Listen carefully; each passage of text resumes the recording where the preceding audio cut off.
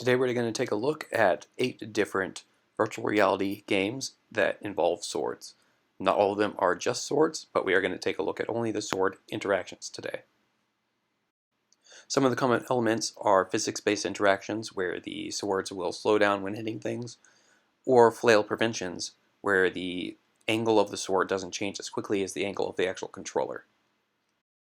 Other games do a one-to-one mapping of controller and hand position to the sword position, and those games do a different type of flail mitigation of reducing damage or making it so the hits do not count if the hand speed is too low. Okay, so here we have Skyrim VR, and the blades don't interact with each other at all, and they keep very exactly to where they were supposed to be. So here we have an enemy. I just slice him and he's dead. There's not really any more depth to those interactions. There is a bit of flail prevention. Let's see if I can find another enemy. I think I killed too many people. All the children, yes. There we go. If I just flail, it's not going to actually kill him.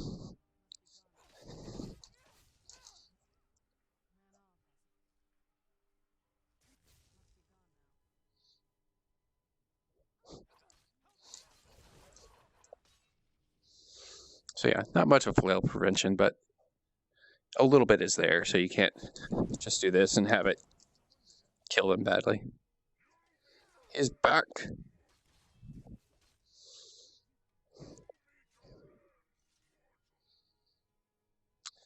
So they don't interact much with the characters. There's no blocking either.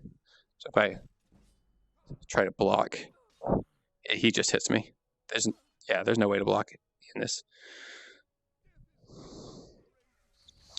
And these are story characters. My companions are a bit overpowered for this, so I'm not going to be able to show you too much actual fighting. But we have the invincible guy still alive.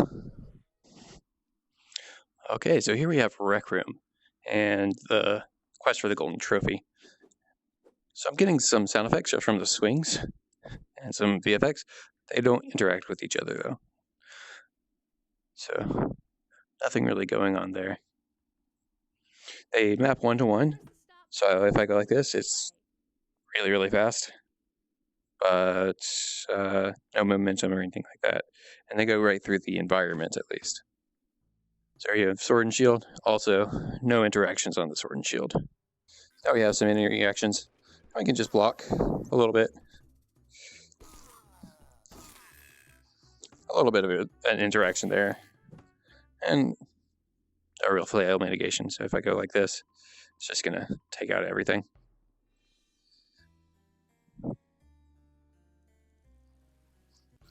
So let's see if the flailing matters. No, it doesn't matter at all. I can just keep going. There was a little bit of a push back against the sword, and so we take a look at this guy. I can get a little bit of rubber banding from that sword. Now we're going to try a stab. Stab. Stab didn't work at all. It has to be a swing on these swords. Okay, so here we are in Vanishing Realms, and we're going to take a look at the melee weapons today. So the positioning is exactly 1-to-1 on the weapons here. So I can flip my wrist and they go all over the place. Got some VFX, SFX from that. Pretty good.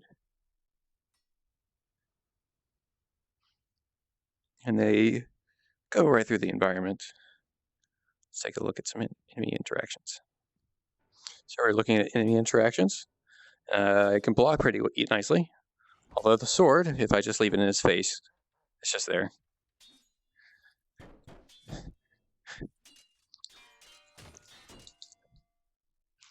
If I flick my wrist real fast, seems to do mostly full damage. Goes right through when I'm flicking like this, and a little bit more, and it's it's going pretty nicely there. All right, here we have Gorn, which is kind of famous for its rubbery weapons. So the weapons aren't going to stick exactly where you were. They do interact with each other and pretty much everything in the environment. Also on block, you get the slow-mo in Gorn. So that gives a bit more interest to what's going on.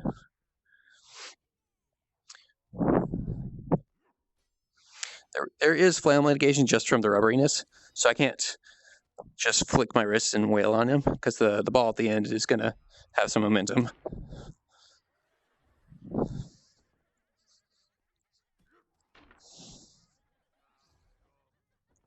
There is stabbing, but I don't think this specific sword can stab. Yeah, you need the specific sword, and you can stab and like pull their hearts out. And then here's Siren VR. We have the swords here, and they have nice effects. They don't have VFX or SFX on collision, but they do have haptics, which is kind of weird to only have one of those three things going on. And we can go in. They say exactly where the hand is, so nothing too interesting going on there.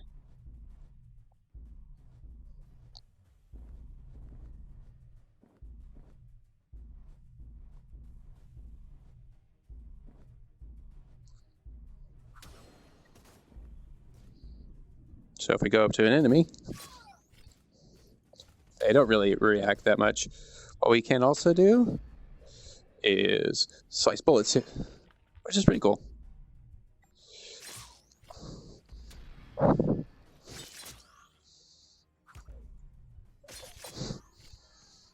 So I got a nice slice effect there.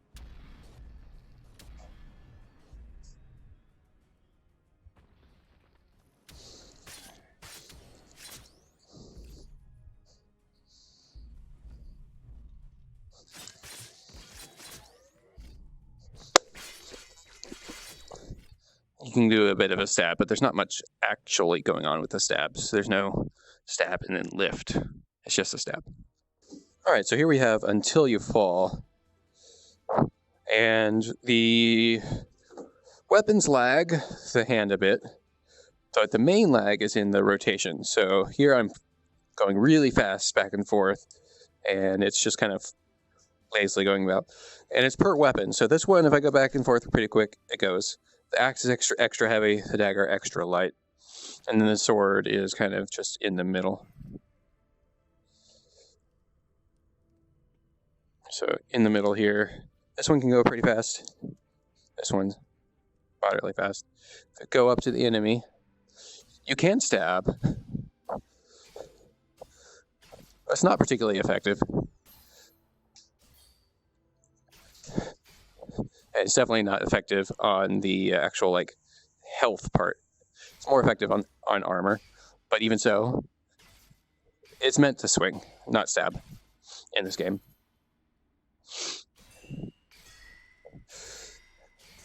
And the VFX is in general pretty nice. But one thing where it kind of falls short is there's no weapon-on-weapon interactions. There's no VFX or SFX there. And also, when the enemy is attacking, they have no reaction to your attacks. They just keep going. So here we have Blade and Sorcery, and it has a lag very similar to Until You Fall. The mechanics there are very similar. One of the main differences here is the physics interactions with pretty much everything. So you can go up and stab it. So there's definitely a lot of stabbing in this game. And let's take the big sword, and you can see it's even slower reactions. Same with interactions here. If we take rapier, there's weapon-on-weapon physics as well. This is definitely the most complex physics interactions of any of the sword fighting games. And you see the stabs even through environmental objects. So here we're going to go with some enemy interactions. You can tell that the blocks work just as you would expect in a physics interaction system. I put it in between, and it blocks. And for the interactions with him, it's exactly as you would expect. So you get a little stab, and you can even skewer them.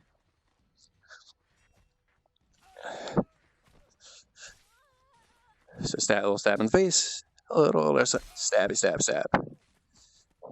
And he stays on the weapon as well. So, go up, block, stab.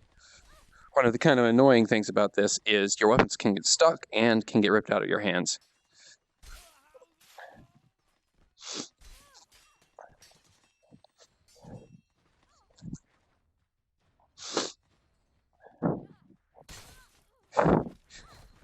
So our weapon got stuck there and came out of my hand. So you see he's stuck, there it goes. And comes unstuck.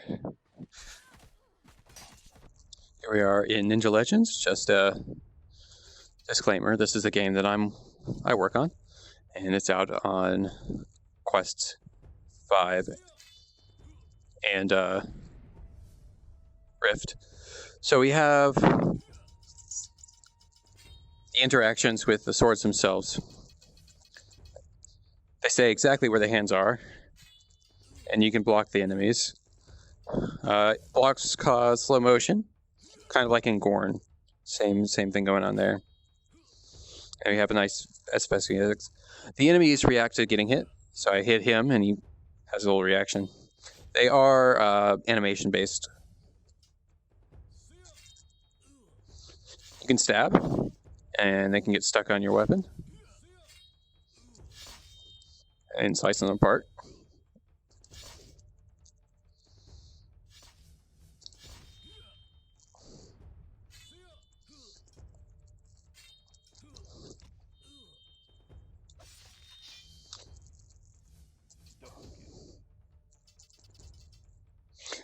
The weapons don't bend, but there is some flail mitigation. So if I just go like that, he will die, but not very quickly. On the higher difficulties, this is a lot more obvious, but if I just kind of flick my wrist a bit, I hit him a ton of times and he's not dead. Now he's dead. Same with this guy. I can like flick him in the kneecap a ton. But if it's not actually a forceful blow like this one, it's not going to do that much damage. So that's the flame mitigation here. So you can block, stab,